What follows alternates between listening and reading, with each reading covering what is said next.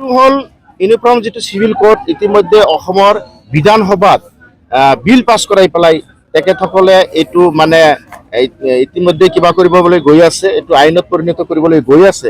UCC টো মুছলমানৰ কাৰণে মুছলমানক যেটো ধৰ্মীয় সংবিধান ভাৰতৰ সংবিধান মতে যেটো ধৰ্মীয় মানে অধিকাৰ দিছে।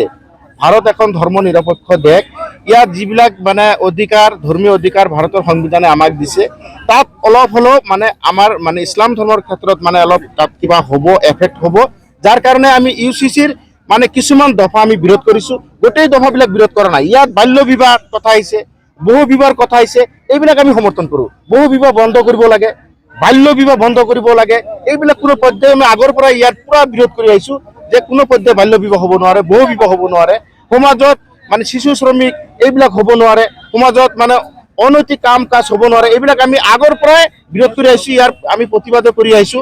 কিন্তু ইউচিচিয়ে যে মুছলমান মানে বা ইছলাম ধৰ্মাৱলম্বীসকলৰ যে ভাৰতৰ সংবিধানে যিবিলাক মানে কিবা অধিকাৰ দিছে, যেনেবা শৰিয়া আইন আছে, আমি বিয়া বাবৰ মানে পঢ়াৰ ক্ষেত্ৰত বা শৰিয়া আইনৰ ক্ষেত্ৰত ইছলাম ধৰ্মাৱলম্বী মানুহৰ আজিকালি অসমৰ মুখ্যমন্ত্ৰী ডাঙৰীয়াই কৈছে যে মুছলমান কোনোবা ব্যক্তিয়ে যদি এটাৰ পৰা দুটা বিয়া কৰে, আগৰ পত্নীৰ মানে মানে মিছেছৰ মানে কিবা ল'ব লাগে, মানে অৰ্ডাৰ ল'ব, এইটো আগৰ পৰাই চলি আছে।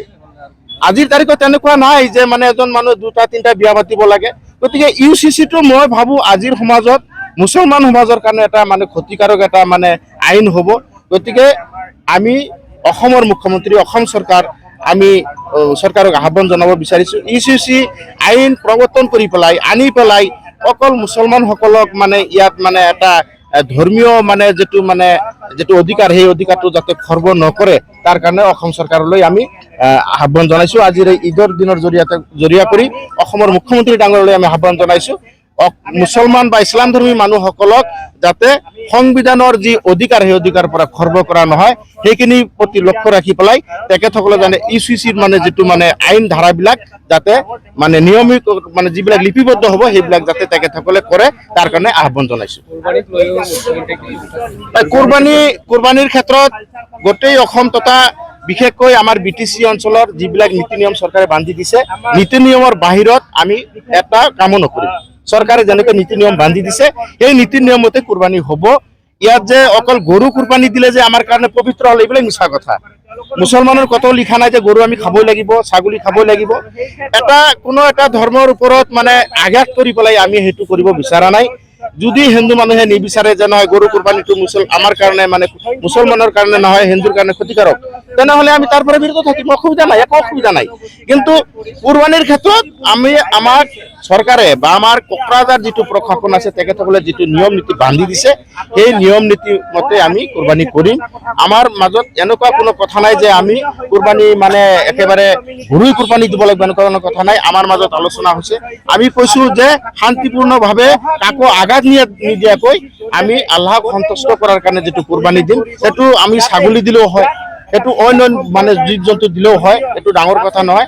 গতিকে চৰকাৰে বান্ধি দিয়া নিয়ম নীতি মতে আমি এইবাৰ কুৰবানী কৰিম আৰু অনুষ্ঠিত কৰিম।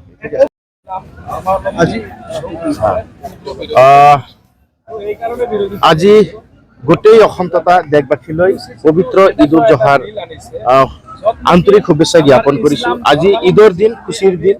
আজিৰ এই খুচিৰ দিনৰ জৰিয়তে গোটেই দেশবাসীলৈ আমি এটাই আহ্বান জনাম, আজিৰ খুচিৰ দিনৰ পৰাই আমি ইয়াত আমাৰ যিটো ঈদৰ নামাজ হৈ গ'ল, ঈদৰ নামাজৰ জৰিয়তে আমাৰ যিজন ইমাম আছিল, তেখেতে গোটেই বিশ্ববাসীৰ কাৰণে, গোটেই মানৱ সমাজৰ কাৰণে ইতিমধ্যে দোৱা কৰিছে। আমি আমাৰ সমাজত বসবাস কৰা প্ৰতিটো জাতি জনগোষ্ঠী ধৰ্মীয় যিমান মানুহ আছে, সকলোৱে আমি একত্ৰিতভাৱে সমিলভাৱে ইয়াত আমি বসবাস কৰিব বিচাৰিছো। আমাৰ মাজত যাতে কোনো ভেদাভেদ নাথাকে। আমাৰ মৰমৰ শিল্পী জুবিন গাৰ্গ ডাঙৰীয়াই যেনেকে কৈছিল, মোৰ মনত কোনো ভেদভাৱ নাই, সেই হিচাপে আমি অসম বা আমাৰ দেশত আমি একেলগে বসবাস কৰিব লাগিব। এই খুচিৰ দিনতে আমাৰ সমাজৰ পৰা যাতে আমাৰ ভেদাভেদ, আমাৰ মাজত থকা যি মতানৈক্য যাতে আজিৰ পৰা দূৰ হৈ যায়, সেইটো আমি আজিৰ এই খুচিৰ দিনতে গোটেই অসম তথা দেশবাসীৰ লৈ আহ্বান জনাই পেলাই পুনৰাই ঈদৰ আন্তৰিক শুভেচ্ছা জ্ঞাপন কৰিছো। আসসালামু আলাইকুম। আজি পবিত্ৰ ঈদুল আজহা